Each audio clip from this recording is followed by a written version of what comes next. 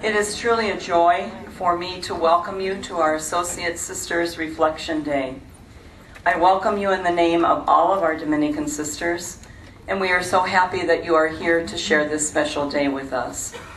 We welcome also our Dominican laity, our new candidates for this year's formation, those visiting today, and our dear friend and speaker, Sister Ann Willitz.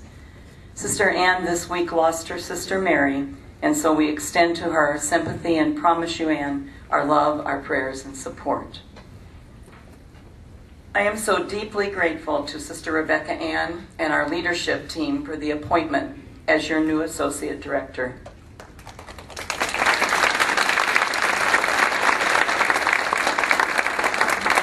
I have always loved this program and have been involved from its beginning as a board member in the early years with Sister Charlotte Rebbe, who was the director then, and within the last 5 years as a board member with Sister Palmieri. I have sponsored 30 associates through the years and been the contact sister for the Springfield cluster the last 11 years, and I've been a presenter of one of the formation talks for the last 11 years, thanks to the pursuit of Sister Palmieri.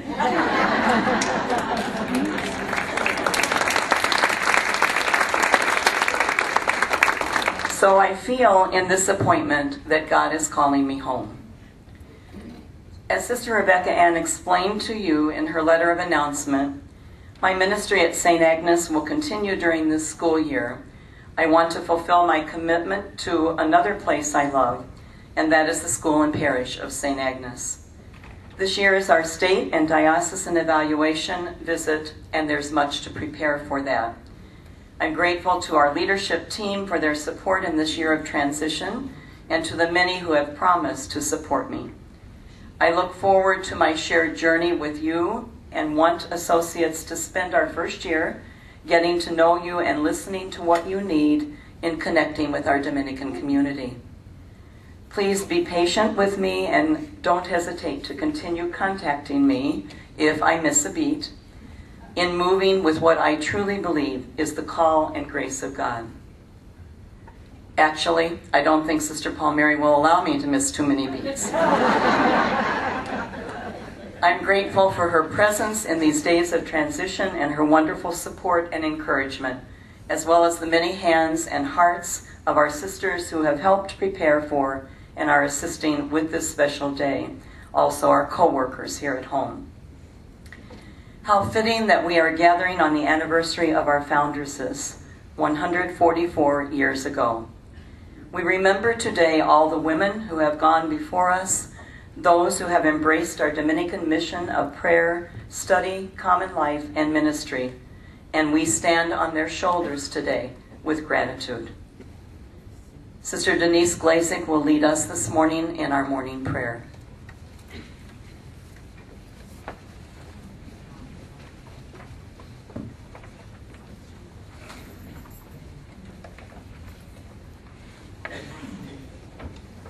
Good morning. Happy anniversary. We have our worship aid. Does everybody have one? Okay. Just a few little instructions. We'll divide in half. You decide which side you want to go with. We will be side 1 and side 2. So when we get to the Psalm 119, we'll read the antiphon, and then side 1 goes first stanza, side 2 goes second stanza, and so forth. After the reading, there will be some contemplative silence, and then we will sing the Canticle of Zechariah. Thank you to Sister Frances Mary. And then on the back, we have our intercessions and closing.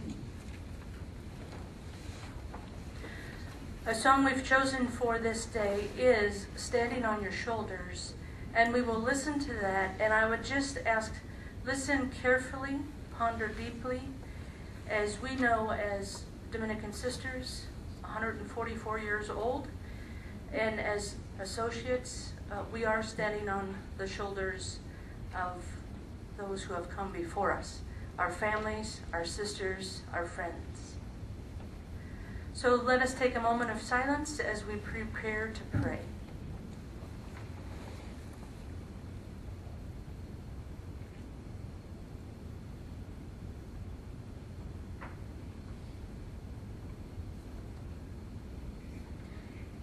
In the name of our God who shares divinity with us. We seek your life in us. In the name of our God who shares humanity with us. We seek your presence in our world.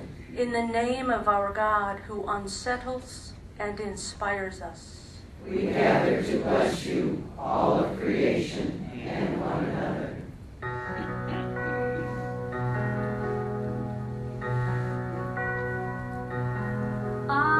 Standing on the shoulders of the ones who came before me, I am stronger for their courage, I am wiser for their words. I am lifted by their longing for a fair and brighter future. I am grateful for their vision, for their toiling on this earth.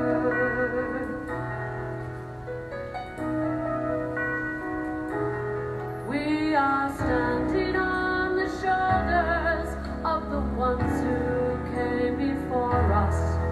They are saints and they are humans. They are angels, they are friends. We can see beyond the struggles and the troubles and the challenge, when we know that by our efforts things will be better in the end. They lift me higher than I could ever fly, carrying my burdens away. I imagine our world if they hadn't tried. We wouldn't be here celebrating today.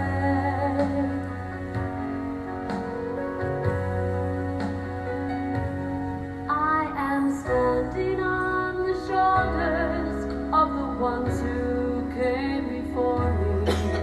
I am honored by their passion for our liberty. I will stand a little taller, I will work a little longer, and my shoulders will be there to hold the ones who follow me. They lift me higher than I could ever fly, carrying my burdens away.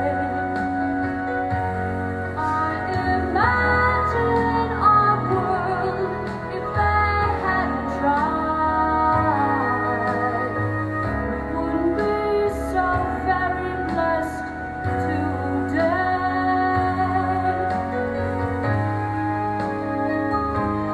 I am standing on the shoulders of the ones who came before me. I am honored by their passion for our liberty.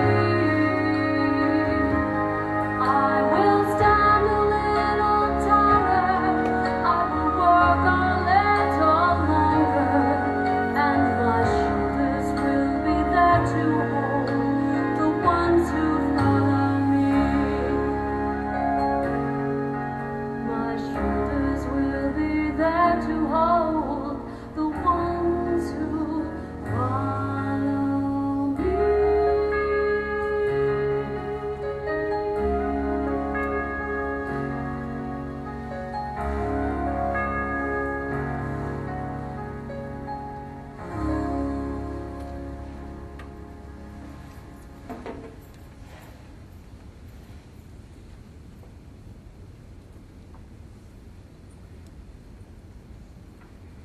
Your truth is a lamp to my feet and a light to my path. Your truth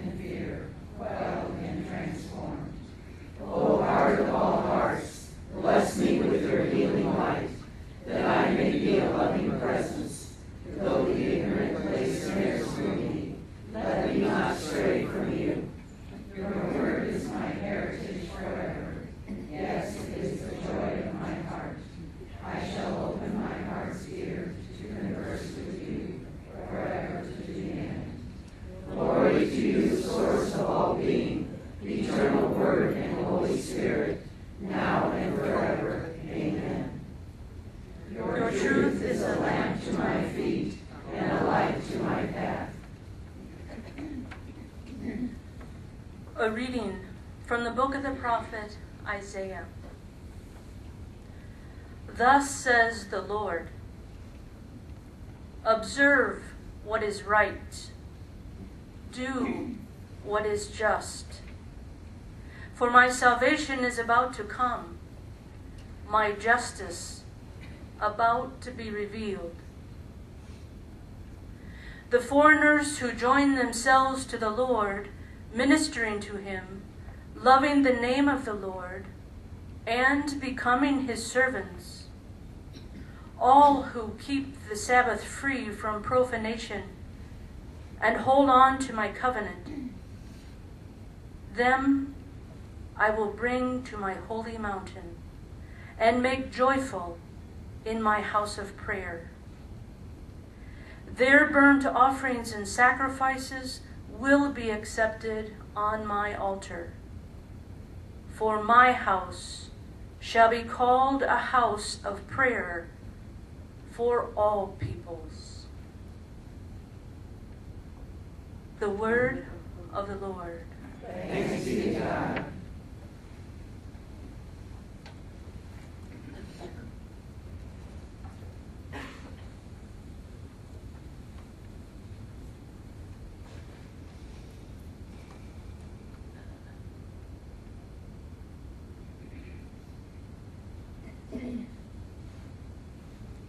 Guide us, O God, in the ways of peace.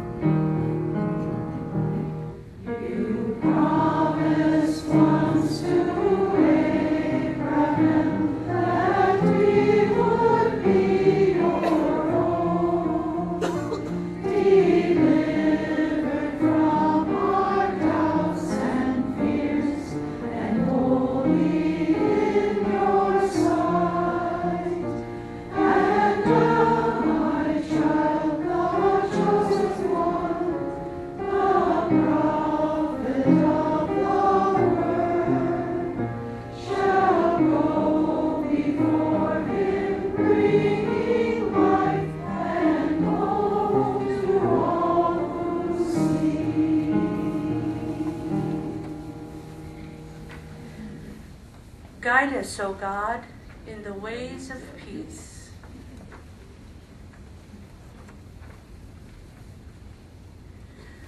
With joy and gratitude and thanksgiving, we stand in God's presence to praise and to honor this day. God of new beginnings, hear us. Give us strength to respond to your call. God of new beginnings, hear us. Let your word be always on our lips and in our hearts. God of new beginnings, hear us. May we glorify you in all our works. God of new beginnings, hear us. Help us to use our gifts in ministering to others. God of new beginnings, hear us. Help us to foster relationships of respect and trust. God of new beginnings, hear us. Heal all those who are sick and suffering in any way.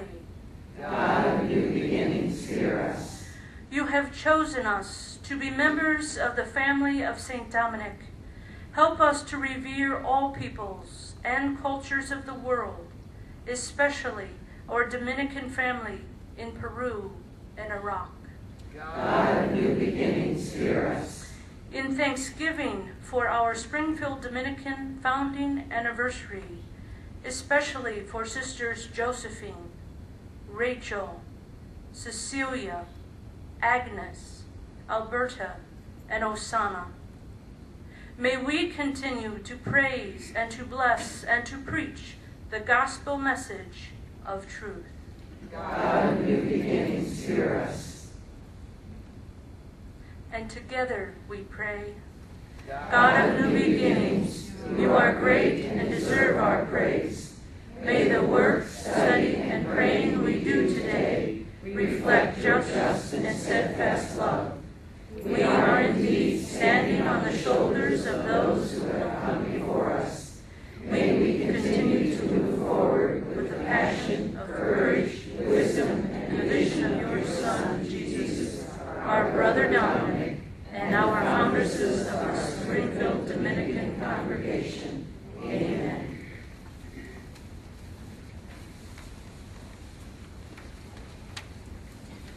For many of us, Sister Ann Willitz needs no introduction, as she has been an affirming presence and has touched so many of our lives. Sister Ann Willitz is a Dominican sister from Cincinnati, a renowned preacher, poet, writer, and lecturer. She has led parish missions, retreats, and conferences within the United States, South America, Canada, New Zealand, Australia, and Europe. She was a high school English teacher and administrator, served for 9 years on the general council of her congregation, and was director of Parable, a national conference for Dominican life and mission, for 21 years. She has recorded 3 retreats for Now You Know Media and is presently a full-time itinerant preacher and lecturer. Recently, she has received a Preacher's Award. Sister Ann received her BA from Rosary College, her MA from St. Thomas University, and did postgraduate study at Marquette University. Please welcome Sister Ann Willitz, our sister and friend.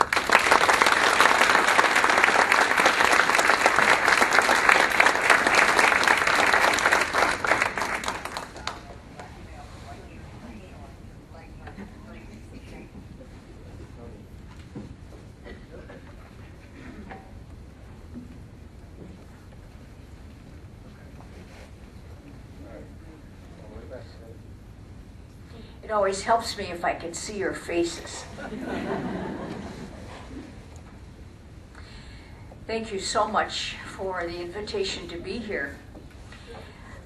Wonderful experience of our day together being Founders Day.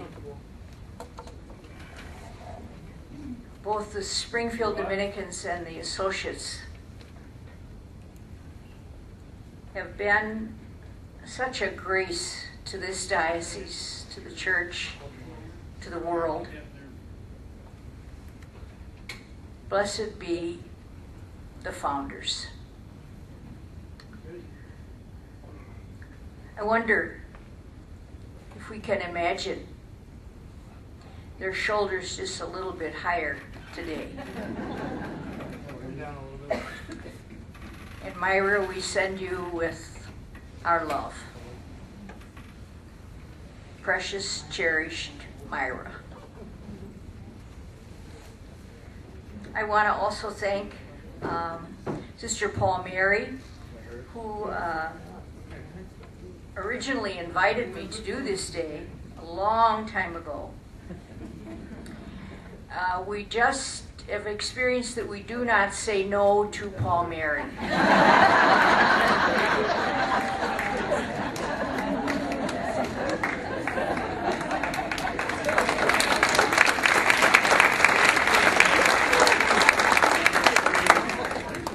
I also want to thank particularly Sister Joan. We've been friends for a long time. She is a keeper.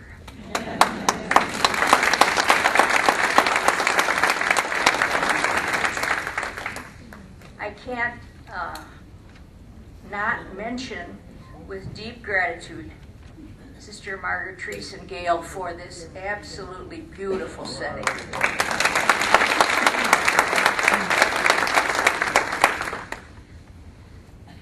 I'm going to try to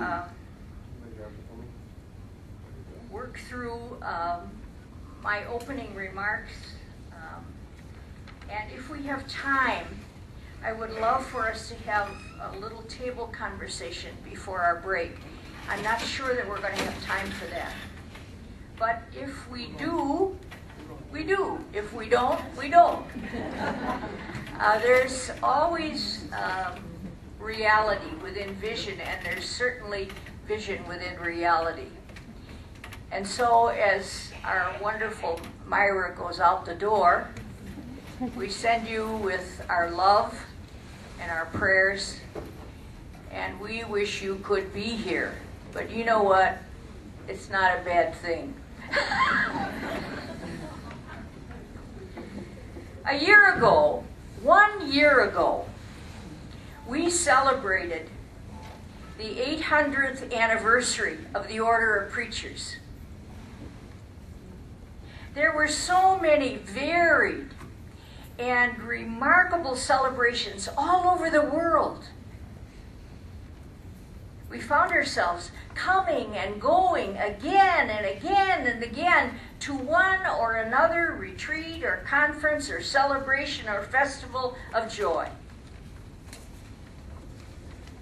And so after so many worldwide celebrations, we felt like we were 800 years old.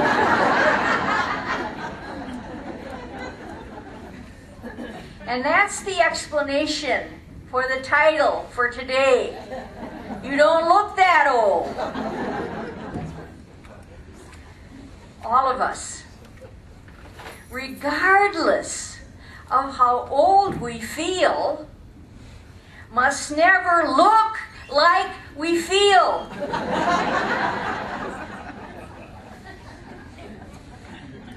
Otherwise, we will have little reason to be full of hope and full of joy. I've been thinking about you and how your influence on everyone could possibly be measured. You can't measure influence like that little smiley face when they say, "How much pain are you in?" It's probably not something that will ever be measured, our influence. But it is something that catches on and influences others. And it is something that makes a difference. I think all of our influence is something like a river. It keeps moving. And it's impossible to put our foot into the same river twice. You have made a difference. And you need to know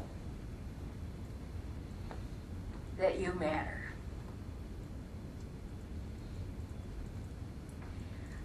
I know that sometimes, more often than not, people just don't know they matter. We're so absorbed with ourselves and all we can do that we pass by people. I read something not too long ago in a book by Elizabeth Butler Bass. The book was called Grounded. And for some reason it reminded me of the Springfield Associates, of the Springfield Dominicans, and how the influence as a community of wisdom also feels like the mystery of compassion.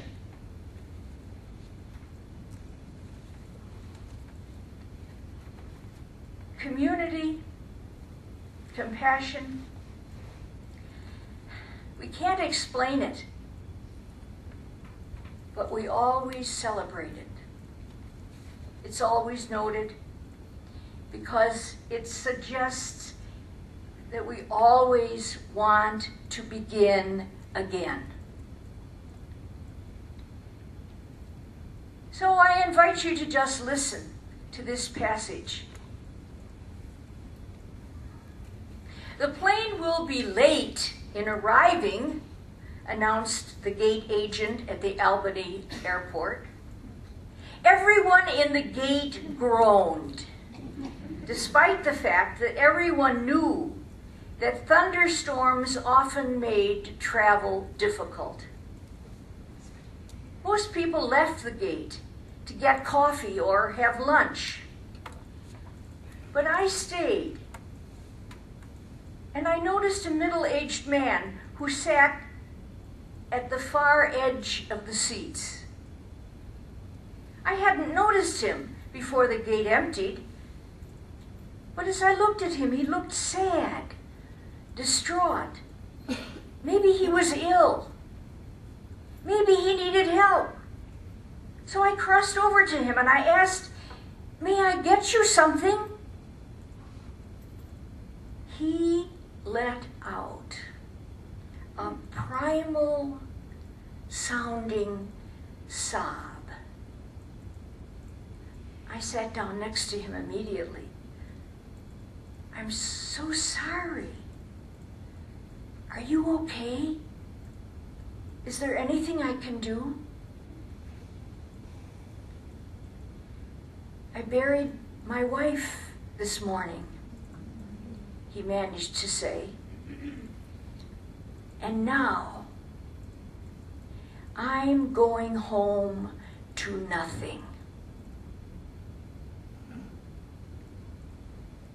Perhaps I should have left him alone in his grief. Instead, I asked, "Tell me about her." And for the next half hour, he told me about his wife, Mary, her illness, her untimely death at age 43. They had no children. She had been his best friend since high school. He had taken her to be buried where they grew up, a place they both loved.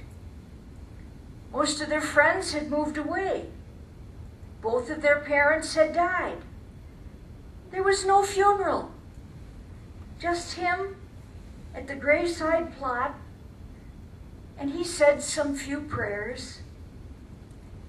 And now he was going home. He was going back to work, back to an empty house. Other than friends, he was alone. As he talked, he unconsciously took my hand and was gripping it tightly. When he paused in his narrative of grief, I said, "How wonderful to have loved each other so deeply." I got up to get him a glass of water. On my way back with the water, I found a flight attendant who was also waiting for our plane to arrive. I thanked her, and I told her about the man and his wife, how he had buried her that day. She looked so concerned, and she said to me, "We'll take care of him." There were only about 15 people on that flight, But what happened will always be what I understand to be compassion. I do not know how it happened, but everyone on that flight was aware of that broken-hearted, grieving man. By the time we boarded, people went out of their way to be kind not only to the man, but to each other. A crew member escorted him aboard, tending to his needs. They seated him in the back of the plane so he could be all alone with his thoughts and whatever tears he still needed to shed. When we landed, some silent agreement formed between us to let him exit the plane first. Instead of the usual rush and urgent cell phone calls, everyone just stood silently, forming two lines of deep respect as he walked down the aisle between us toward the cabin door. Some of us nodded as he passed. Some reached out, touching his shoulder. And when he reached the front of the plane, he turned back and looked at us. He acknowledged our sympathy. Because you see, we had been the party of mourners, which was absent from both her funeral and her burial. Pilot came out of the cockpit, shook his hand, and together they descended the steps, while all of us remained silent. The rest of us deplaned in silence. On the tarmac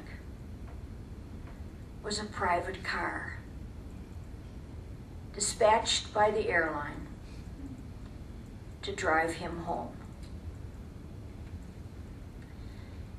We had become, with him, because of suffering, a community of mind and heart. We were one. We were so much more than we thought we could be when we arrived at the airport in time to catch a summer flight from Albany to Washington, D.C. We had experienced community and compassion. We had been given communion. It was a very profound and holy moment of grace. Now, none of us were with Dominic when he died, but his death was recorded faithfully by many different historians. And the deathbed scene was poignant, holy, and wonderfully human.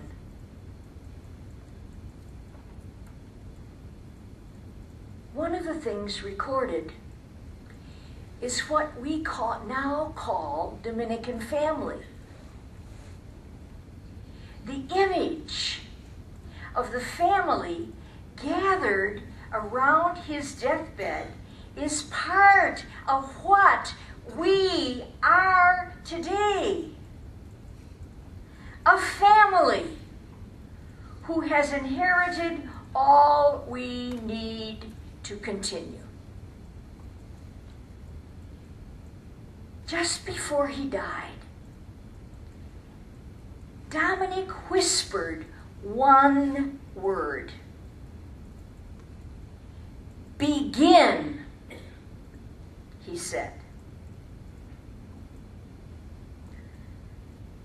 I think it's so unfortunate that what Dominic whispered seemed to have been understood by those present to mean that they should begin the prayers of the dying. I do not think that is what Dominic meant.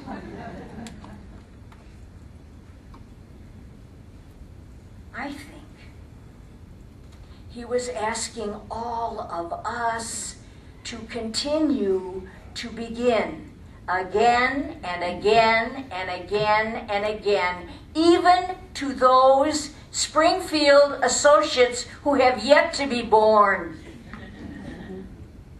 Why do we think that while we are alive, it's the most important time? It's what's gone before and what's going to come after. That's what's important. And that's why together we have to all continue to begin again, over and over and over again.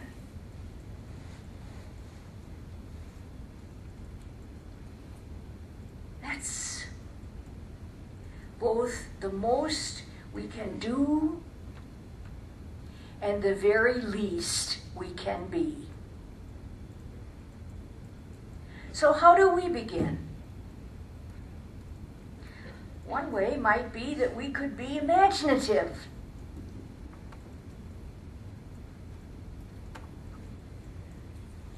How does your imagination, not the data, your imagination, how does your imagination tell us how to begin what has already begun? When I was in second grade, our teacher announced to us on Monday that we would be focusing our imagination for an entire week during our language arts period on how to be imaginative. She had hung a tapestry in the front of our classroom and pointed out that something called a unicorn could be seen at the very center of the tapestry. She pointed at the unicorn and she asked us, "Class, does everyone see the unicorn?" "Yes, Sister Teresita," we all dutifully responded.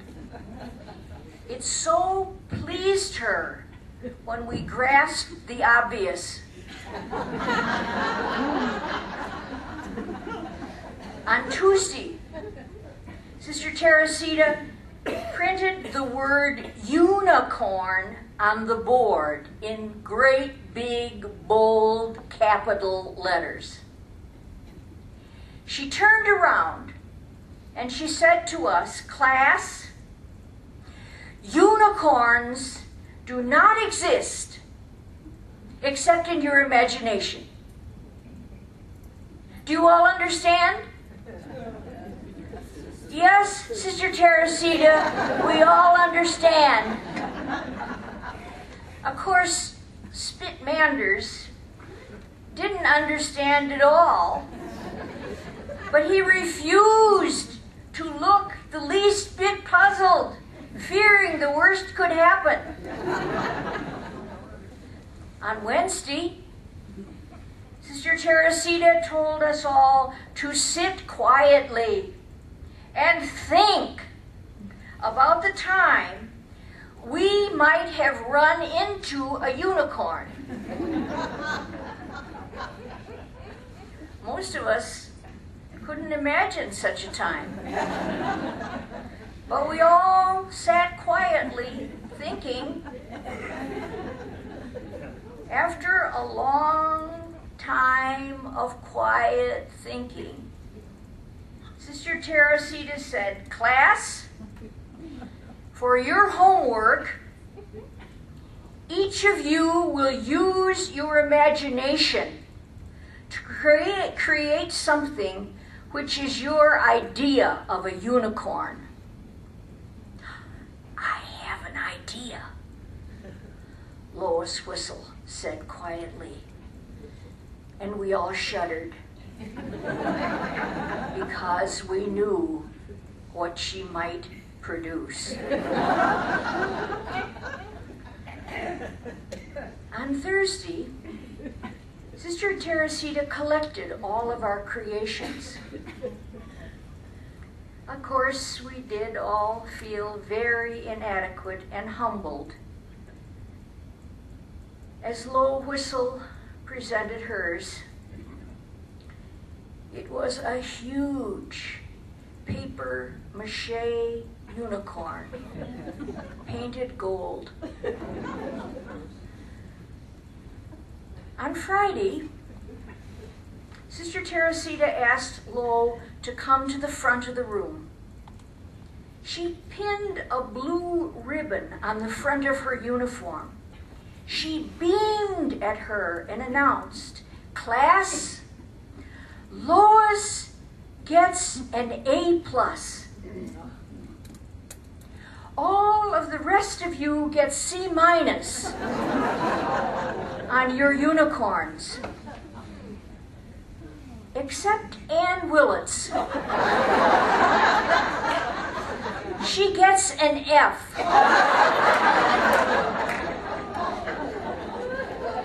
The picture she drew shows no imagination at all.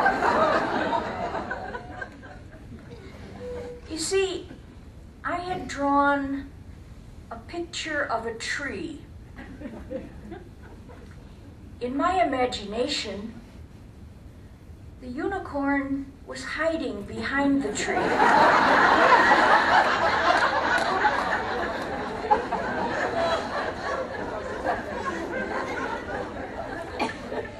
So, my darlings, how do we continue to begin what Dominic began?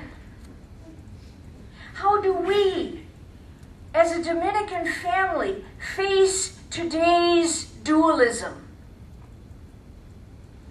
It is not the dualism Dominic faced when he was confronted with the Albigensian heresy of his day. Today's dualism has changed clothes and finds its place within our own contemporary culture. The divisions among us are not easily dissolved. We are a divided world, a divided church, a divided people. Where can we find civility, imagination, social healing? The Dominican charism, not only with the Springfield Dominicans and the associates, but within the Dominican family all around this world of ours. The Dominican charism has never been more needed than it is today. And so,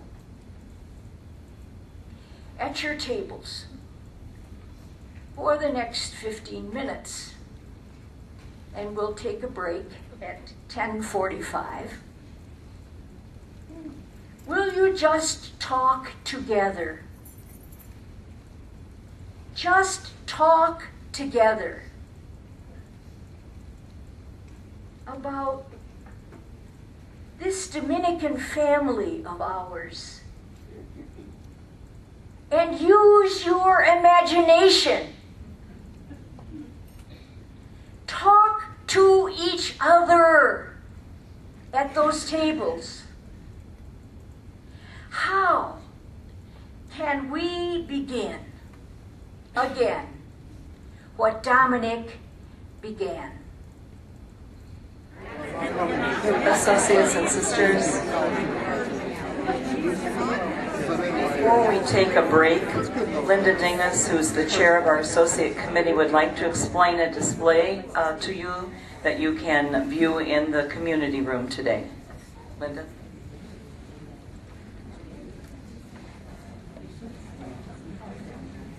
Good morning, sisters and associates and associate candidates. We're so glad to get together and share all the excitement of the Dominican charism today on the Founders Anniversary. My name is Linda Dingus, and I'm from Hannibal, Missouri. And my story started in first grade in Mendota, Illinois at Holy Cross School. So I've been a Dominican associate for about 26 years, but I've been raised by the Dominicans, I really feel. In my family life, I've been married 43 years, have 7 grandchildren and 3 children who have all been raised by the Dominicans, I'll tell you. So what we have in the community room, which is just, you go and take a right, and it's down, follow the signs. There is a restroom down in that area also, but we've set up a ministry of service opportunities. So this is where we can begin. And there's so many, there's hundreds of ideas. We're pleased to share the Dominican Community Ministries service opportunities with each and every one of you today. Jubilee Farm is there. At Jubilee Farm, they serve, and they have organic gardens. It's a place for prayer. It's a place for reflection. It's a beautiful place for meetings, and there are so many opportunities. And there is a whole display of what it is there. SDART, which is the Springfield Dominican Anti-Racism Team, has a display. There's a workshop for training November 2nd through the 4th. There's information about that. There's information about the anti-racism community because they work together in an inclusive, anti-racist church and world. And I'll tell you, when I start to think about racism, I start to wonder, what can I learn? So to be a preacher, I have to learn about what it is to be racist. And I know I was brought up in a German-Italian family, and we did not look around. We didn't have a lot. So when I became more with the Dominican sisters, my eyes are opening, and they open more and more every time I come to one of these meetings. The Peace and Justice Committee, which is justice, peace, and integrity of resources, and creation committee. They have researched all the materials. They have collaboration with other communities. They have information requests. You can learn more about what we can do at our own levels. And it isn't just in Springfield. It's about all of our world. It's about the global education of what we need to love each other, to share compassion with each other.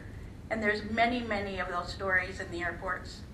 There are many, many people that you may sit next to in a restaurant. There are so many things that if we open our eyes and our hearts, we will find out that being a Dominican associate, a Dominican sister, being a Dominican is loving each other in the way that God intended us to love each other. So please visit. It's during our break. It's also open during lunchtime, and there's some tables down there. So sit with your family after you go through that and think about it, contemplate what you can actually do to be the best Dominican associate and Dominican sister there is. Thank you.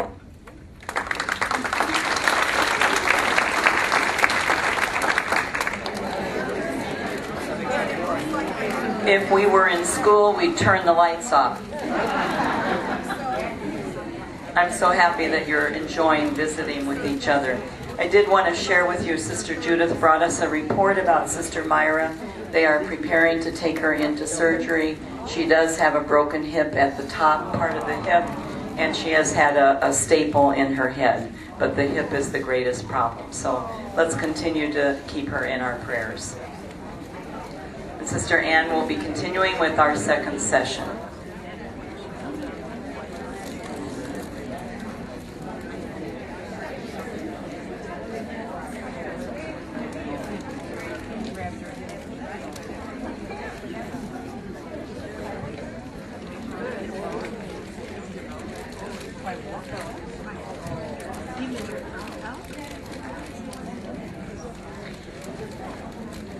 I hope that this second presentation, you're able to integrate it to the first session. I've entitled this session the Pope Francis Factor. What does it really mean for us? Not only as Springfield Dominican sisters and the nuns and associates, but what does it mean, this Pope Francis factor?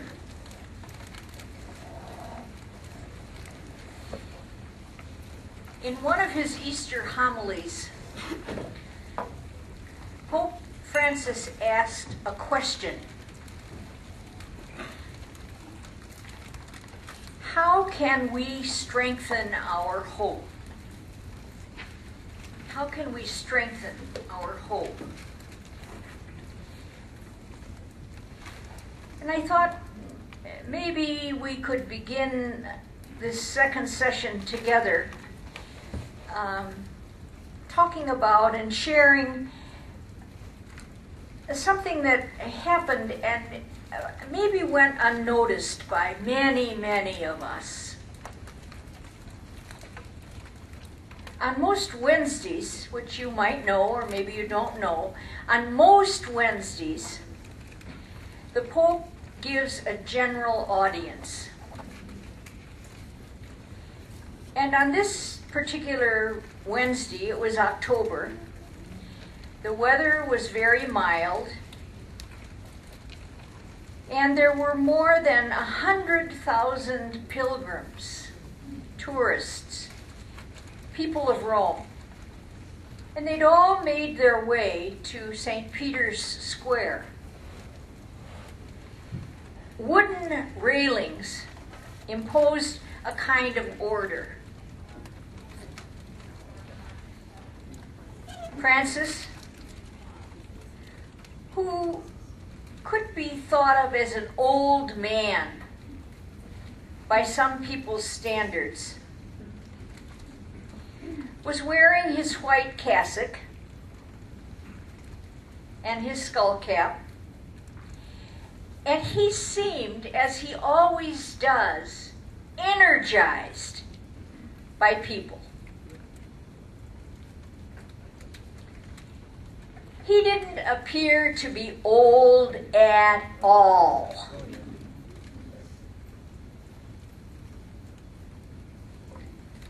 He asked people a question. The people that were gathered, he asked another question. What kind of love do we all bring to others? What kind of love do we bring to others? And then he went on. He said, do we treat each other like they're brothers and sisters? Or do we just judge each other?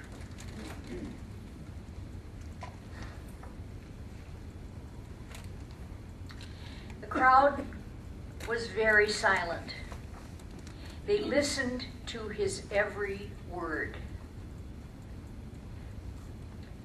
And when he finished, the Pope began to move along that wooden railing. Of course, there were guards, and they followed at a discreet distance.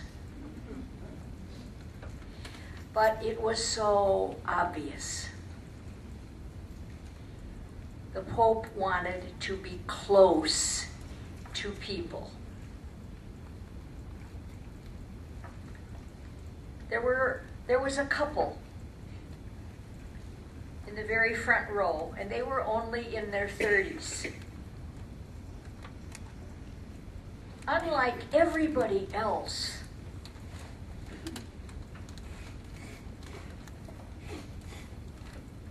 everyone else was calling out, Papa Francesco, Papa Francesco.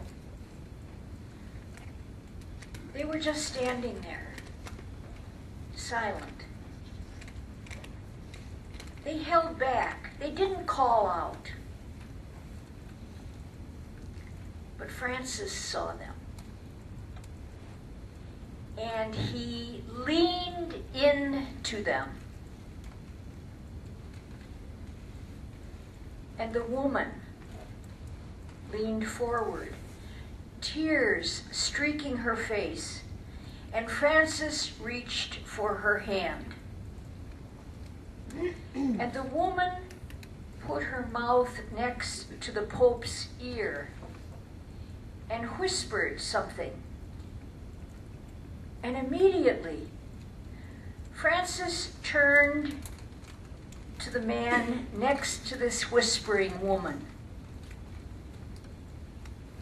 And he reached out and embraced him. And then, with his other arm, he drew the woman into his embrace. And they stood like that for a little while. And for all the world, they looked like a contemporary Trinity. Finally, Francis placed his hands on the man's head, and his shoulders shook silently. The Pope blessed him, smiled at the couple gently, and then moved on.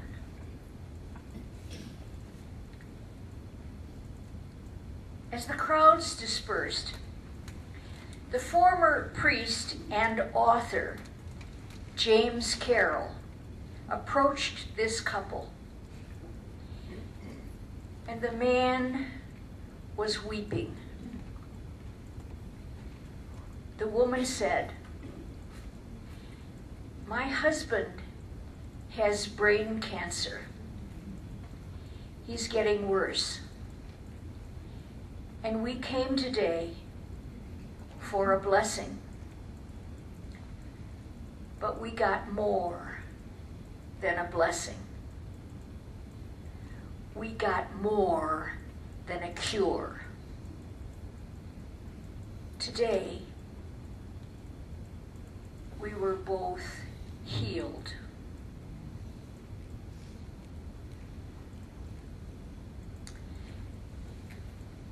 That couple did receive more than a blessing. That couple received a sacrament of tenderness. Pope Francis was with two suffering human beings, and he took on their suffering.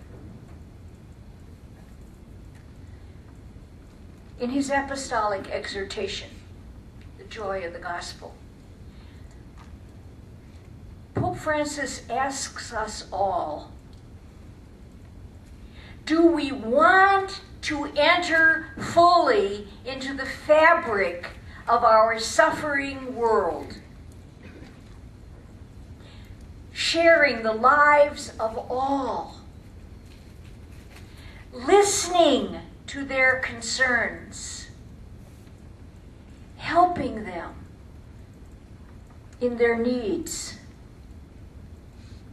rejoicing with those who rejoice, weeping with those who weep, arm in arm with others, committed to building a new world.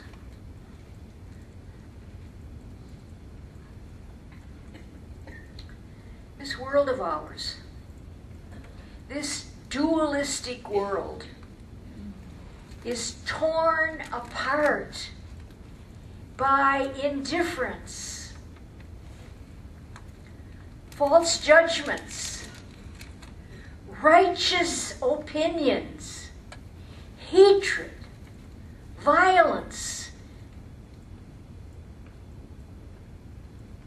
waiting waiting for an answer to his question. Do we want to enter fully into the fabric of our suffering world?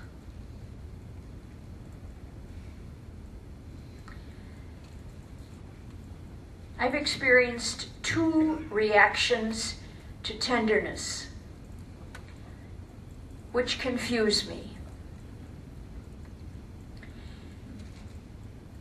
One reaction is fear.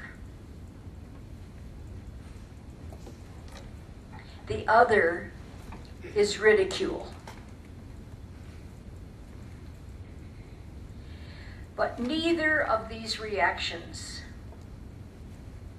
can be found in either the words or the witness that Pope Francis gives to our world.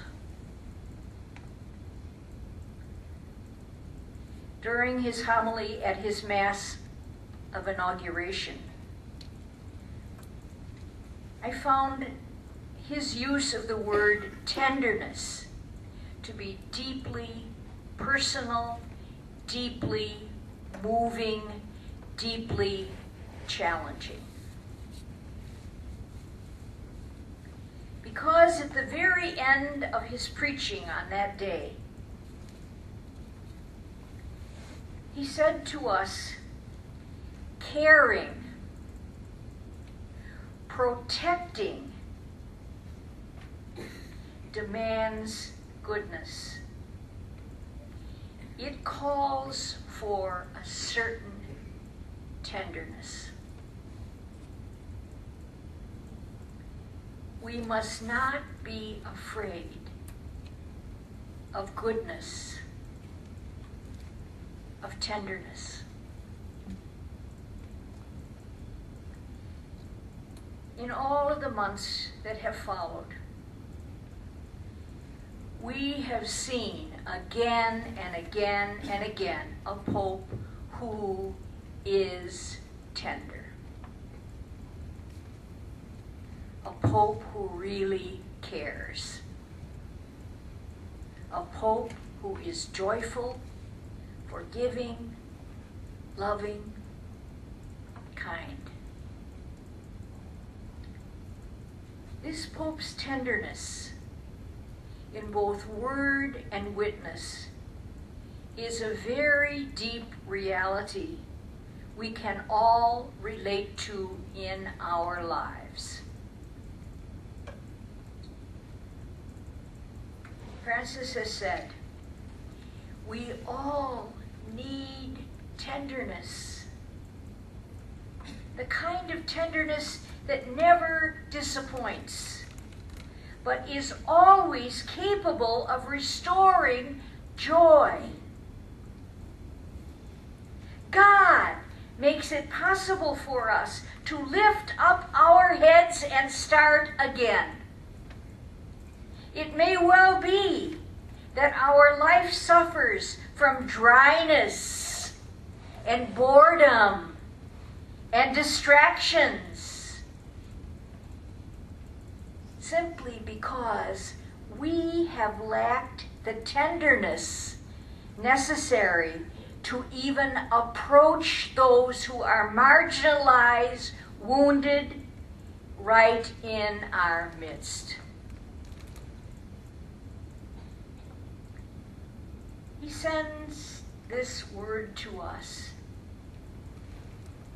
Perhaps, he says, this is an aspect most of us neglect to ask ourselves when we examine our conscience. We all need tenderness, Francis says.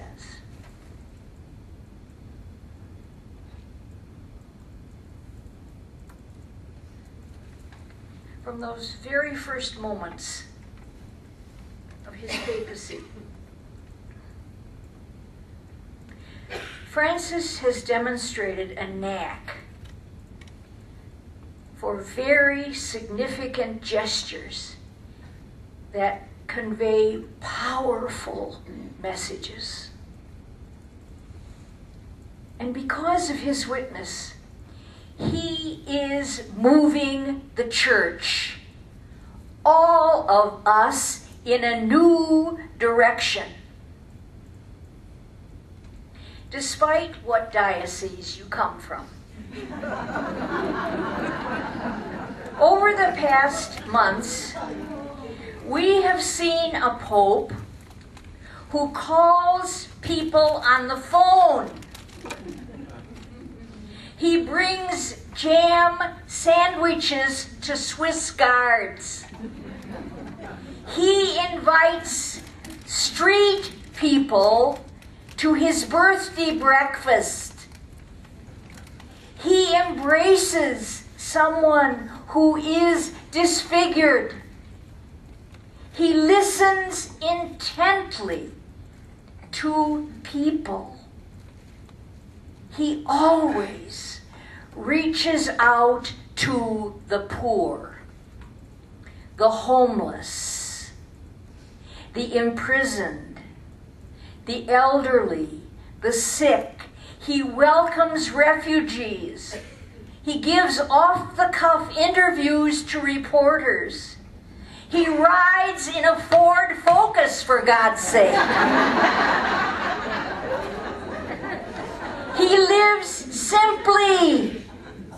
He wears orthopedic shoes. And on and on and on, giving examples of how it is to be wonderfully human. Wonderfully human. Who is he? Who is this man of such courage and humility? Who is this man who we're told dropped to his knees and asked for thousands of people to pray for him? Who is this man whose eyes filled with tears when he visited a shanty town in Buenos Aires?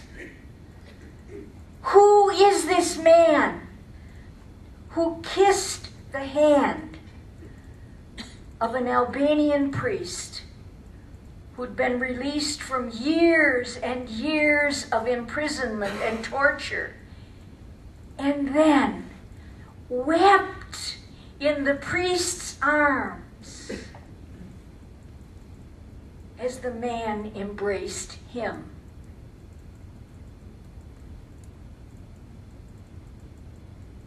Father Tom Rees, who's an analyst of church trends, wrote that revolution is almost too weak a word for what Francis is calling us to in his papacy,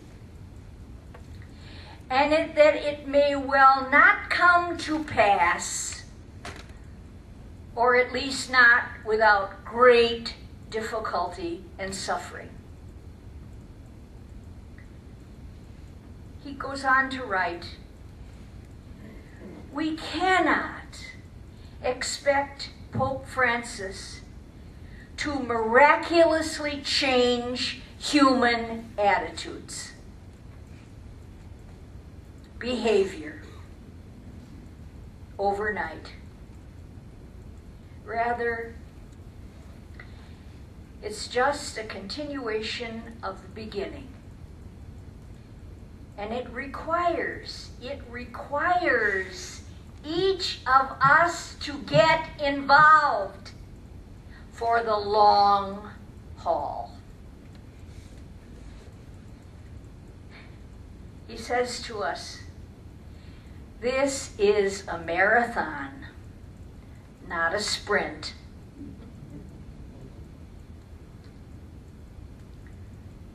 Perhaps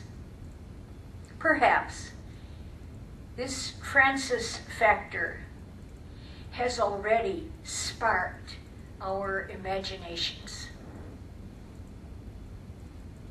as I continue to grow in my respect and affection for Pope Francis, I'm reminded of the words of that wonderful poet who wrote, "I thought my fire had gone out. I stirred the ashes. I burned my fingers."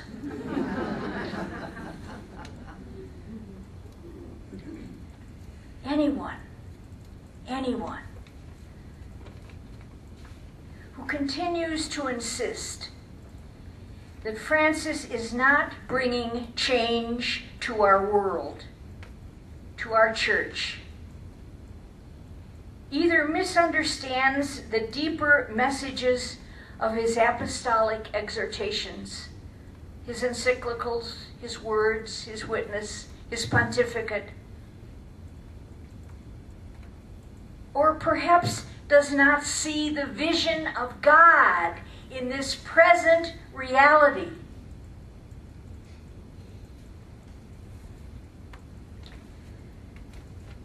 I want to share with you a poem which has been a source of grace for me at moments of deep disappointment and disillusionment. It's entitled Gates of Hope, and it was written by a woman named Victoria Safford. For me, this poem is about you. It's about all those options that I know you signed up for during the break. It's about ministry. It's about servant leadership. It's about people. It's about where you, as a Springfield Dominican or a Springfield associate, can be found. This is the poem, Gates of Hope. Your mission is to plant yourself at the gates of hope. Not the prudent gates of optimism, which are somewhat narrower, nor the stalwart, boring gates of common sense, nor the strident gates of self-righteousness, which creak on shrill and angry hinges. People cannot hear us there. They cannot pass through. Nor the cheerful, flimsy garden gate of everything's going to be all right, but a different, sometimes lonely place. The place of truth-telling about your own soul first and its condition. The place of resistance and defiance. The piece of ground from which you glimpse not only struggle, but joy in the struggle. And you stand there, beckoning, calling, telling people what you are seeing, asking people what they see.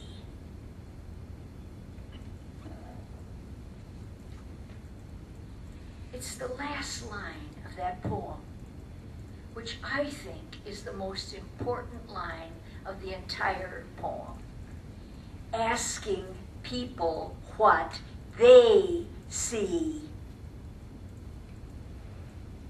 What you see is not important. asking people what they see.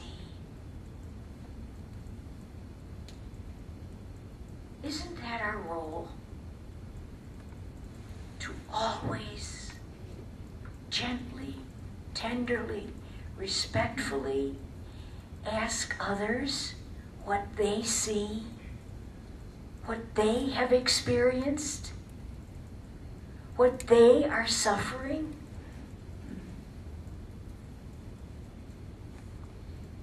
So, my darlings, at your table, ask each other, what do you see? What gives us all hope today? Associates and sisters, thank you. The energy in this room is life-giving. We have a few minutes before dinner, which begins at 12:30. It will be served in the dining room upstairs, and our afternoon session will begin at 2 o'clock. So that gives you time to visit with each other or with the sisters. You may go to any of the sisters in the infirmary and Regina Chaley if you'd like, both the first and second floors. We do ask that you stay on the first floors and the ground floors, as floors 2 through 5 in the 2 tower buildings are the living quarters of the sisters. If I could please see the people who are serving as Eucharistic ministers and readers for our 4 o'clock Mass. We will go up to the chapel before we go to lunch. So enjoy the break, your lunch, and have a wonderful time together. Thank you. I hope you enjoyed your lunch, and special thanks to all of those who prepared our lunch and served it for us, to the kitchen crew.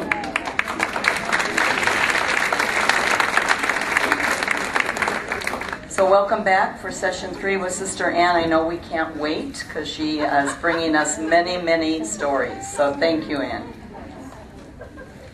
This has been a wonderful experience for me. I don't feel any pressure, actually. It's like coming home for me, and I'm so appreciative of your presence.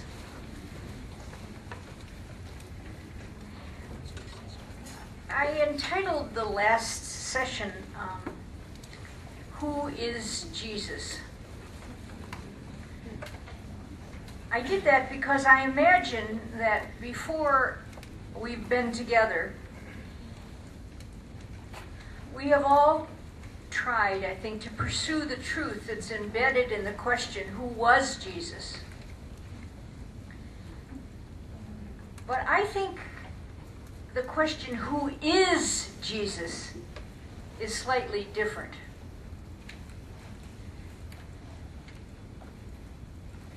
The question, I think, facing us today is exactly that. Who is Jesus?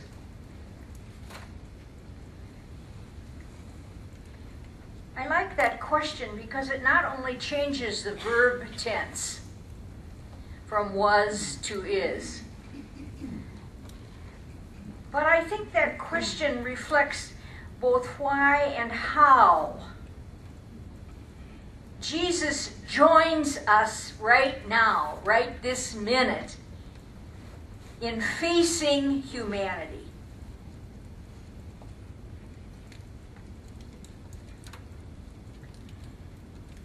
God's creative intuition is present within the incarnate Word. And each of us, every single one of us, longs for fresh ways, new ways, to tell hard truths.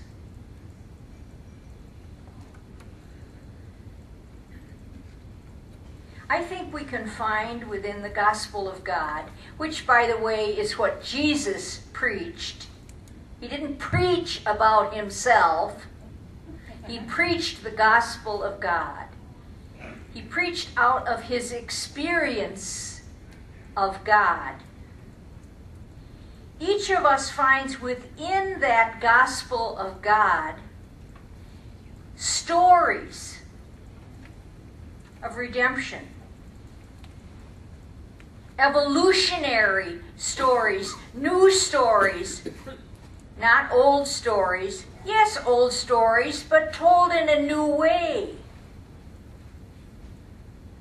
Stories of creation, stories of forgiveness, stories of mercy and goodness, and stories of ordinary kindness.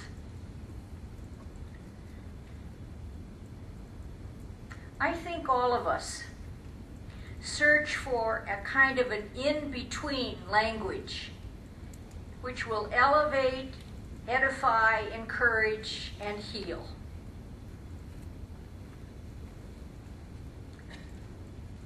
As I thought about you and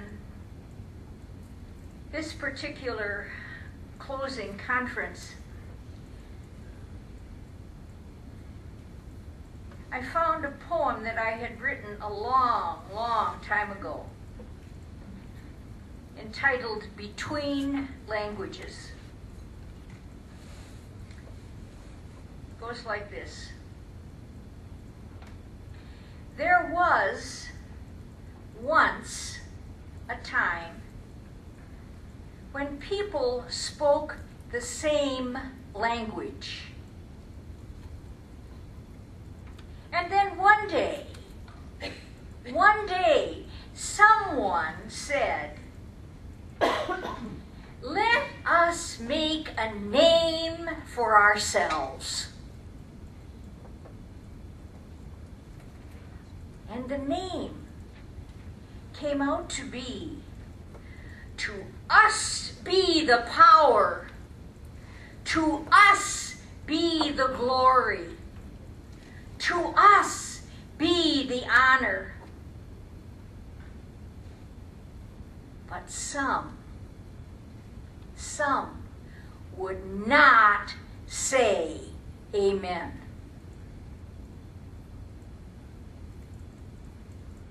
And people could no longer understand each other. One language became many languages. What was once common understanding disappeared. A diversity of languages evolved, and exclusivity, entitlement, and pedestals prevailed. It's hard to wash people's feet from a pedestal. Then came Pentecost. Everyone understood, each in their own language. Today is another Pentecost, a time between languages. People of every tongue are stirring. And some of us are the offspring of ancestors who would not say amen. And we're reaching back to the time when people understood each other. The time when people spoke the same language.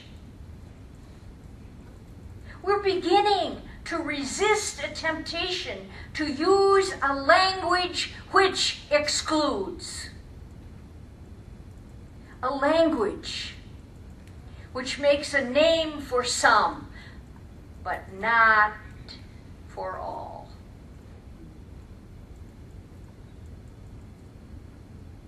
poems are trembling on the verge, lapsing into music, breaking into dance. Poems are even being preached. During this time between languages, there is a hope that once again all people will be understood. The time between languages will be invited to a dance. It's called diversity.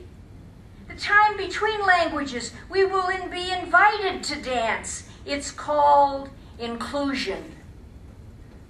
Grace demands nothing of us but that we await it with confidence and acknowledge it with gratitude. The grace of diversity, the grace of inclusion, the grace of mystery makes absolutely no conditions, but takes all of us to her bosom and proclaims unconditional love. Mercy and truth have met. Justice and peace have kissed. And so we pray, please, God, let all people speak with tongues. Let all people be understood. And so we find ourselves examining our conscience. We find ourselves asking together, do our lives resemble the life of Jesus? Does being an associate with the Dominican Sisters of Springfield bring Jesus closer to people? Who is Jesus? Jesus is a person, just like you. Jesus is a person who was present, always present to the presence of God. What about you? As a Springfield Dominican, as a Springfield Dominican associate, are you a person who is present, always present to the presence of God? I want to share with you a story that Megan McKenna gives us. She says, once upon a time there was a teacher by the name of Junaid. He had so many disciples, followers. He was a wise teacher, and many sought his wisdom. He taught music and dancing and poetry and disciplines of fasting. He taught people how to pray, how to beg for their sustenance. He taught people to wonder at the world, how to be hospitable. Most importantly, Junaid taught people about ecstatic awareness of the Holy One in their midst. But it was obvious to all of the other disciples that there was one who was preferred above all the rest. He seemed to be singled out by Junaid. His company seemed to always be sought after, and his many mistakes and clumsiness, they were so easily excused by Junaid. This disciple, this clumsy, simple, foolish disciple, seemed to be so loved by the master more than any of the rest. And Junaid made no secret of it. All of the disciples grew more and more jealous. and they soon became bitter toward this beloved disciple, and they shunned this one who was so loved. They could not see what the Master saw in this one who was so slow and so simple. Then one day the Master called all of them together and told them, I want you to do something. I want you to obey my instruction carefully. And then I want you all to come back and report what you've done. It was so simple. Each one was simply to go to the marketplace and buy a chicken. Then everyone was to take the chicken home and kill it without being seen by anyone, and then come back and report what you've done. I'll wait, Junaid said, and then I'll come in and listen. So off they all went. In less than an hour, the first one was back. He considered himself the real disciple of the Master. Then another, who was also truly dedicated, returned, and then another, and so on, and so on, and so on, until all had returned. Lights off. Thank you, Joan. You're welcome. All had come back. All had come back except the one who was so beloved. And of course, they all laughed and wondered what could possibly be taking them so long. All they had to do was kill the chicken without being seen by anyone. Finally he came back, sad, distraught, with the chicken under his arm. The derision and ridicule was immense.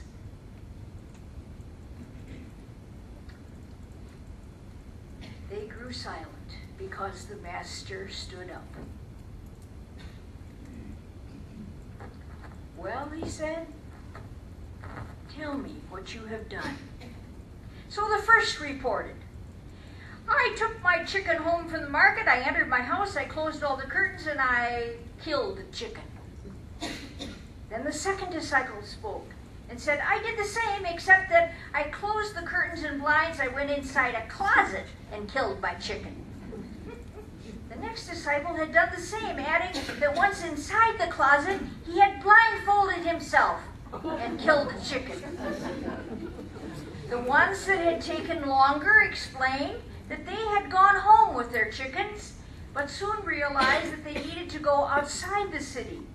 Some went to the wild reaches of the forest, others to dark caves. All went to places where they felt certain no one would see them. And finally, it came to the last poor disciple who still had his chicken. He stumbled over his words. With tears in his eyes, he said, Master, I really tried to obey what you asked. I bought the chicken, as you can see, and I did go home. And like the other disciples, I pulled the blinds, I closed the curtains, I locked the doors, but I could not kill the chicken. There was a presence there. I went into the closet, but the presence was closer and stronger. So I blindfolded myself in the closet, but the presence was still there, full of mercy and kindness and unconditional love. So I fled into the hills. I went into the forest. I went into dark caves. But the presence was everywhere I went. I realized there was no place. There was no place I could go where I could not be seen by the presence. So I came back here with my chicken. What am I supposed to do? Master smiled, put his arms around him, and turning to all the others said, "Now you know why I love him so much. He knows the presence, and I've got to stay with him." Do we know? Do we recognize? Do we give off signs that the presence of God is right here in our midst? We do. If we know the meaning of vocation. Every person has a vocation. Let me repeat that. Every person has a vocation. Why, in this wonderful old church of ours, do we only pray for priestly and religious vocations? Every person has a vocation. And it doesn't begin with ministry. It begins when every person discovers that we are the person that God intended we would be. We are not human doers. We are human beings. Being human means everyone has a vocation, and it begins with awareness of our relationship to God, with our responsibility to be the person God intended us to be. So when did you discover your vocation?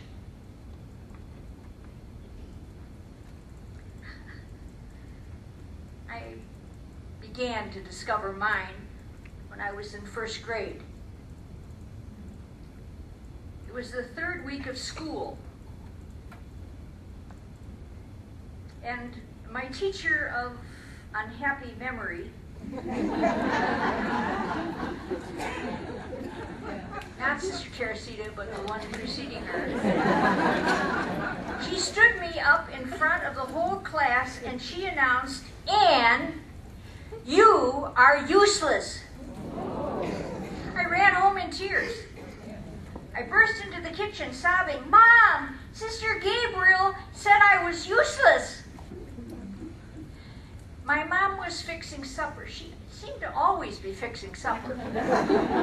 She immediately stopped what she was doing, wiped her hands, came over to me, put her arms around me, and she said, "Oh, my, Anne, what a lovely compliment." "I had no idea," she said, "that Sister Gabriel could get to know you so well in such a short time."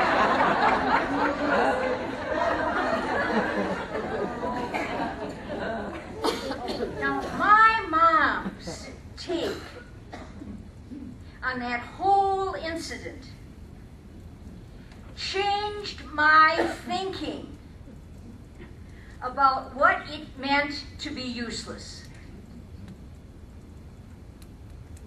You see, my mom knew my vocation before I did. She was my mom. And that day in our kitchen, my mom's awareness of who I really was trumped Sister Gabriel's perception. You see, being useless for Sister Gabriel was an insult. And she thought I somehow deserved to be insulted. being useless for my mom was, in fact, a compliment to God. And so that day, it was my mom who helped me to begin a lifetime pilgrimage of being as useless as I could be.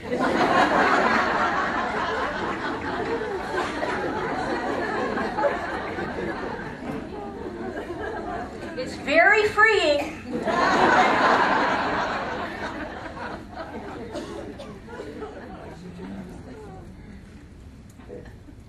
That's why I'm here today.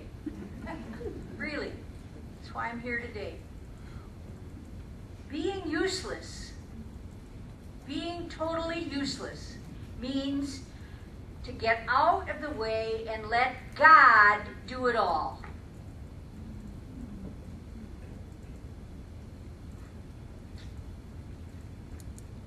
Being useless means we let God use us.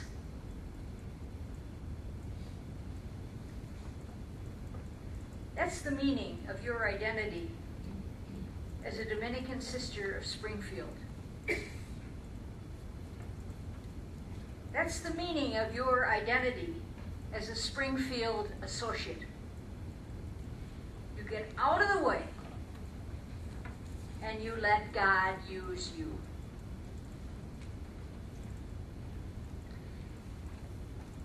Final story, I want to tell you this story as a kind of a way to make a point of how useful being useless can be.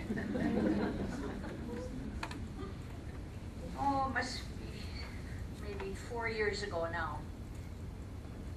I was preaching at Parish Mission in Florida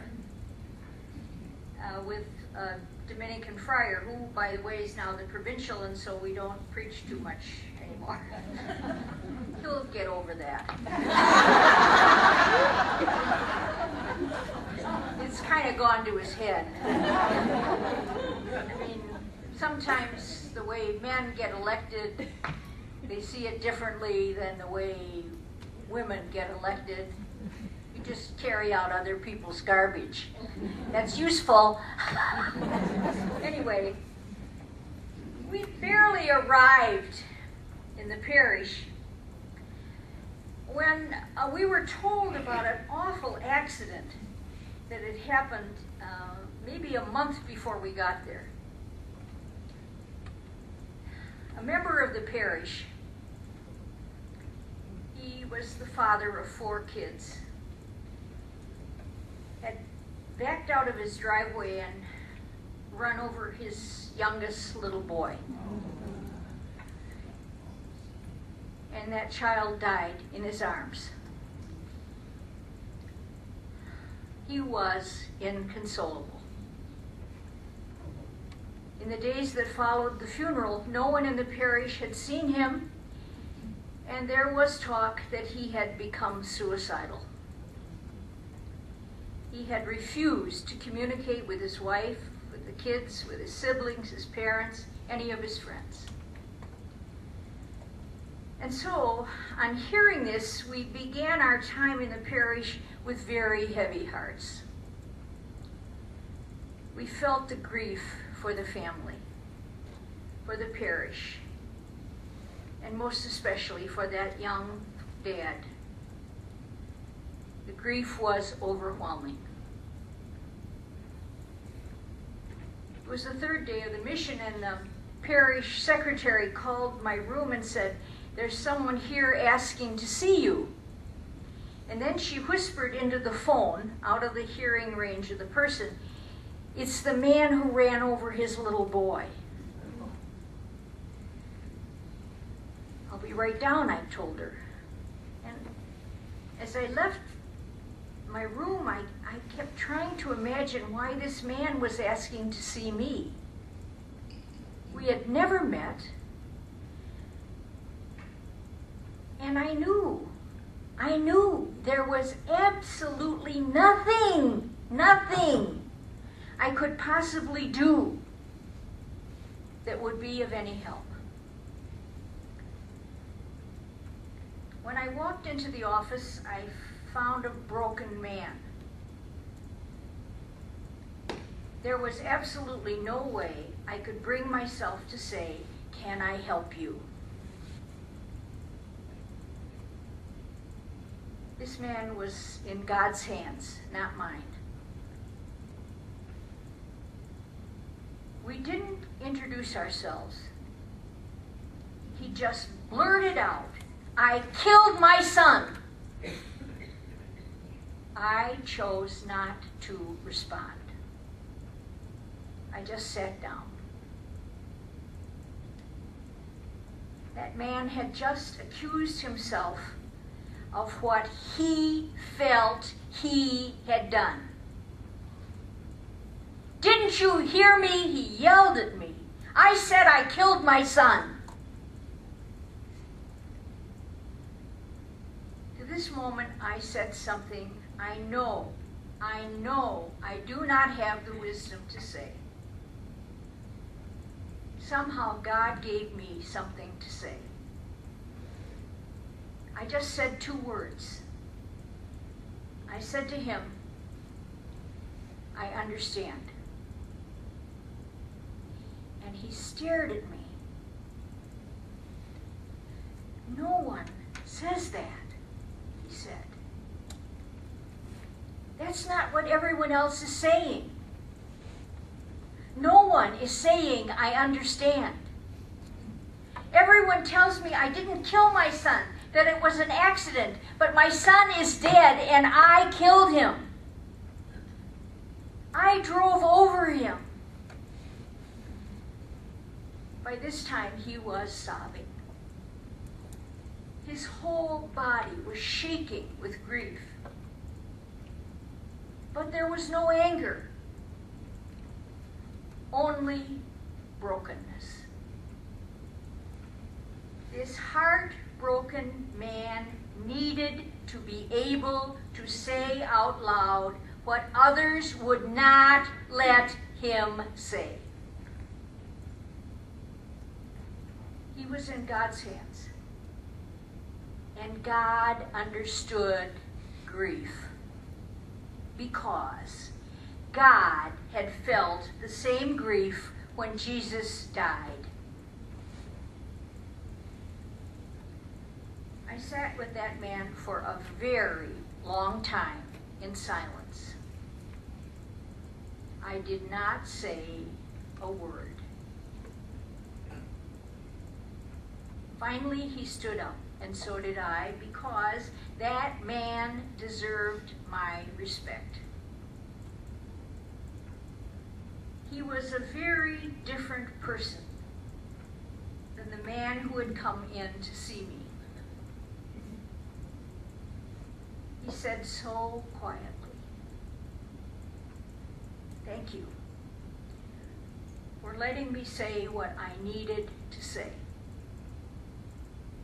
Thank you for not trying to change my mind.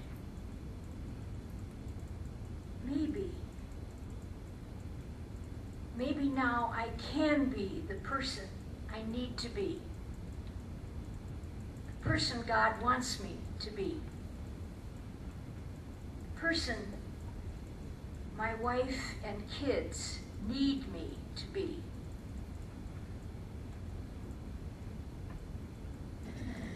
I think that man, in the presence of God, had rediscovered his vocation.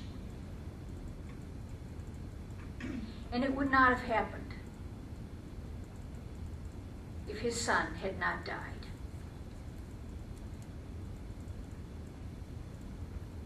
Not only this man, but I recovered my vocation. I was useless because God did it all. I had nothing to do with it.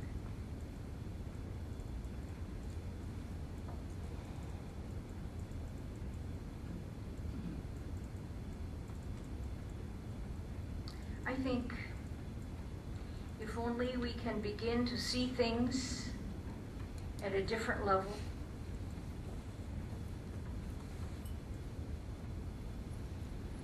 there can be a primary and predictable effect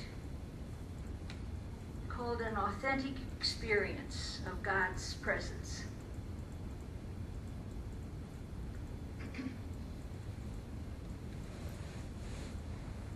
As my gift to you as Springfield Dominicans and Associates, I want to give you this poem that I've written for you. Holy thoughts flood our parched and weary land. We escape to do our laundry. Thinking has been hung out to dry, making friends with wisdom flapping quietly on a clothesline. And we grow silent, longing to be one with God. And so we rehearse being social when we're alone, fearful of having to endure even one more experience of not fitting in. And God whispers to us when we're alone and in silence. God whispers to each of us, I trust you.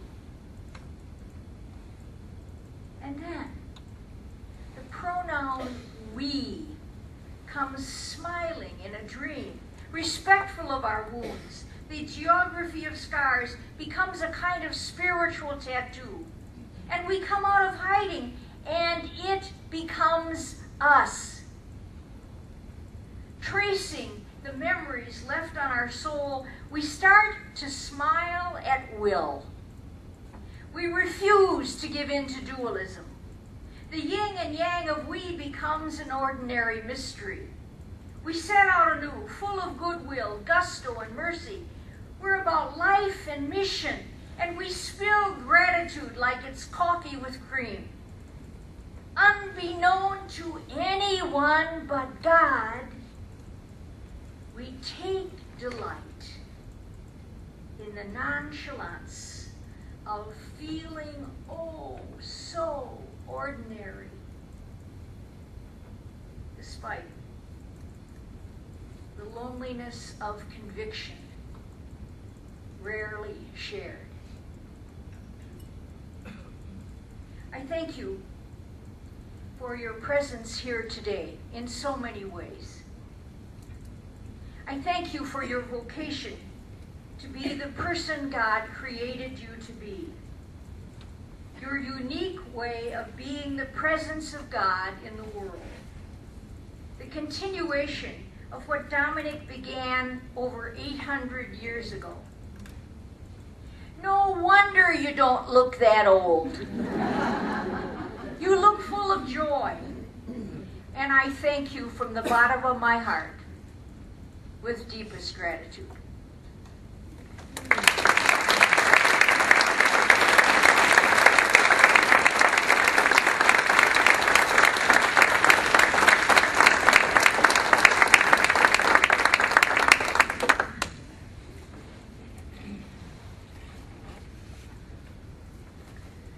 Sister Ann, thank you. Thank you for the challenge to begin and to be an influence, a contemporary trinity, to mirror the hope and the love and compassion of Dominic in today's world to those who need us. We are so grateful to you for your loving and compassionate presence. Thanks for your tenderness. It's a blessing to be your darlings. A day like today, it takes a village to pull together. And so I want to express gratitude for all of us, to the many sisters and co-workers here at home, and the Associate Committee for their involvement in this day. Special thanks to Sister Rebecca Ann and the leadership team for their support of this Associate Sisters Reflection Day. To Sister Judith, Sister Rosemarie, Sister Henry Ann, and all of our sisters here at home for their hospitality and warm welcome. To Sister Margaret Treese and Sister Mary Gale for the beautiful environment in both meeting rooms.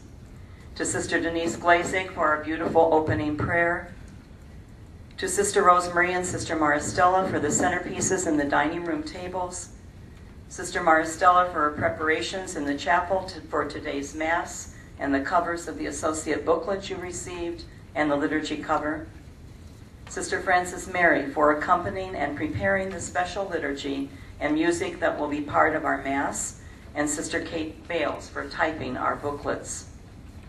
Sister Ann Clinton for the wonderful organization of the rooms at Siena, setup and refreshments.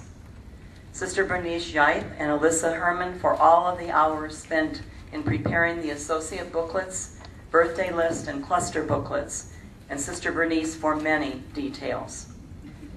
Sister Beth Murphy for her media support and for videoing today's presentation, for her Facebook pictures and special pictures in corners of the house. And for our co-workers for their setup, meals prepared, and printed material, etc. And certainly the Associate Committee for their planning and organization. And finally, all of you for your presence here today.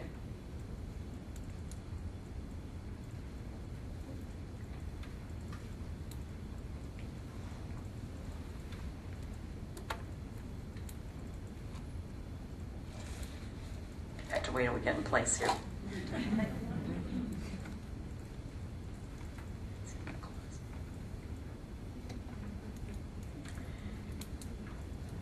I'd like to acknowledge as we end 2 very special people and thank them for their years of service.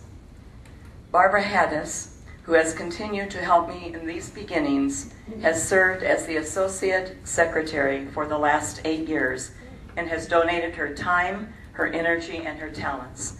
And so, Barbara, would you come forward to receive a token of our gratitude?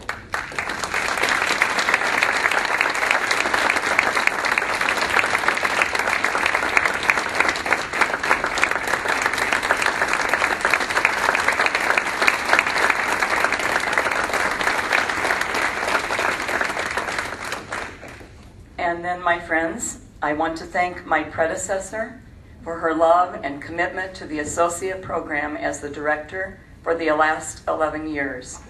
You have been an influence, sister. You have made a difference in our lives. I know you join me with much gratitude in celebrating Sister Palmieri.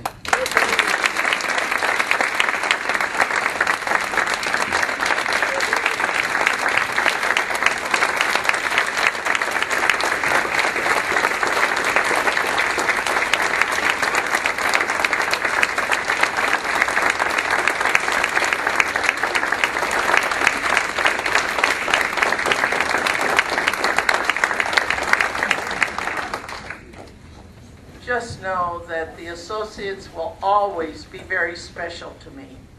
The decision to leave this role was very difficult, but I wanted to do it. It was a 3-year term, and I did it 11 years, and it was longer than any other director, so I thought it probably was time. But know that you are in my prayers and thoughts, and you always will be. And I love all of you dearly, and I hope to see you again soon. Thank you. Thank you very much.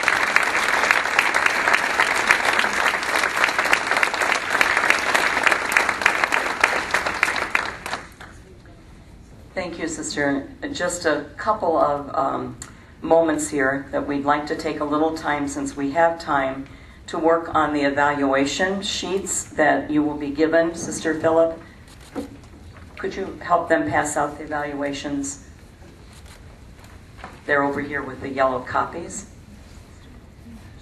And then we ask that as we leave this room, if we're going to Mass or we'll be traveling home, that you leave the name tags on the table with the cords around them, and leave the paper intact, because we'll have them the next time that you come home to be with us for something special. We're going to take just a few minutes to fill out the evaluations, and then I'd like to end with a reflection and prayer. If we're ready, we will go into a reflection about our foundresses and our closing prayer.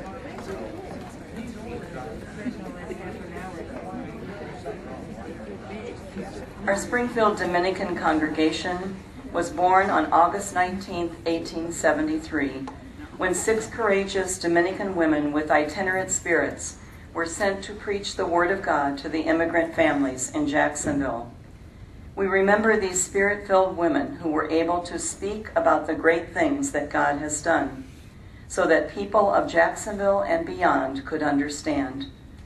We remember these women whose lives were stirred and transformed by God's outpouring of grace, women who became bearers of truth, joy, compassion, justice, hospitality, and hope.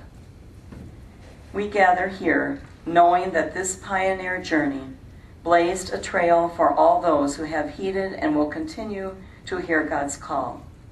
We call their names, we remember their stories, we celebrate the gift of each woman and reverence these gifts poured out like water to others. And in this pouring we are sustained, renewed, refreshed to be poured out ourselves.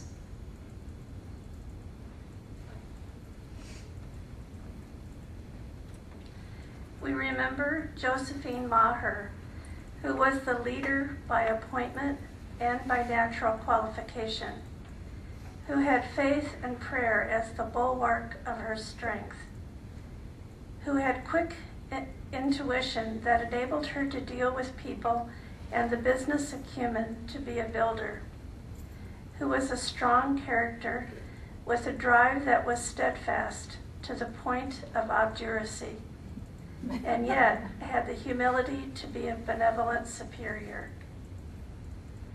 O holy fountain of truth, in following your way, Josephine was quick to be first. May we hasten to share your life-giving water with all those who thirst.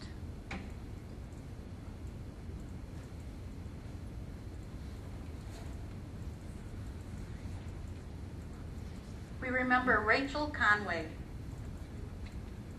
who was the senior member of the group, who led the way in collaboration, having been a Sinsinawa, Kentucky, and Springfield Dominican, who is talented and capable, but shy and retiring, who loved music and children, and had a gift of words when she was with them. O holy fountain of joy, Rachel's gift to us was music and laughter. Fill us with the enriching grace in the here and now and ever after.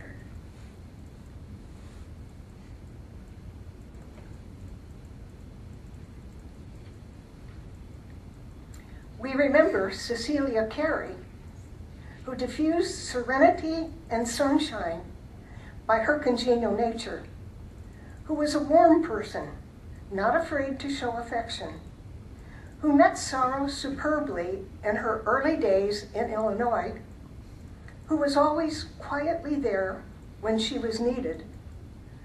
O holy fountain of compassion, grant us Cecilia's strength, her winning smiles, lead us on an ever-widening path, accompanying others over many miles.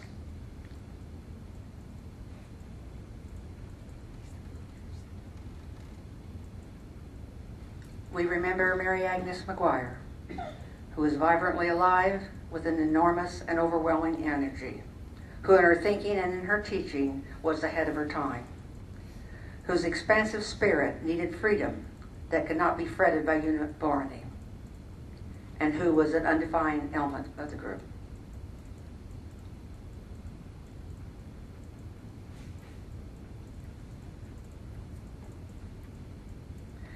We remember Osana Powell, who took care of the household duties in the cottage, who gave a helping hand to everyone who had a need, who was the Good Samaritan, the invaluable member of the group, who fell fatally ill in the bitter winter and had to return to Siena Vale.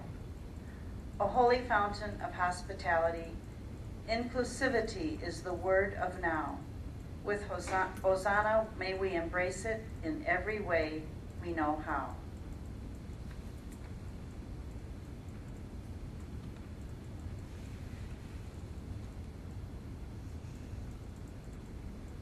We remember Alberta Rum, who endeared herself to her sisters by her good humor and quiet, receptive manner, who after 7 years also had to return to Sienna Vale because of her failing health, who even so is a cherished part of our community tradition.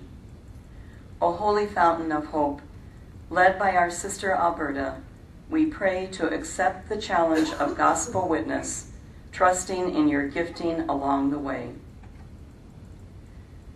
God of life, as we remember the women who graced a simple cottage in Jacksonville, may we also remember the thousands who have no roof over their head, no home, and no space to call their own. May our doors always be open to those in need. May our doors be open to include all into the circle of our homes and hearts. May all who come to us in times of trouble and joy find our doors open. May the spirits of mirth and laughter, hope and dialogue, playfulness and prayer, compassion and love be guest in our homes each day. We ask this in your name. Amen.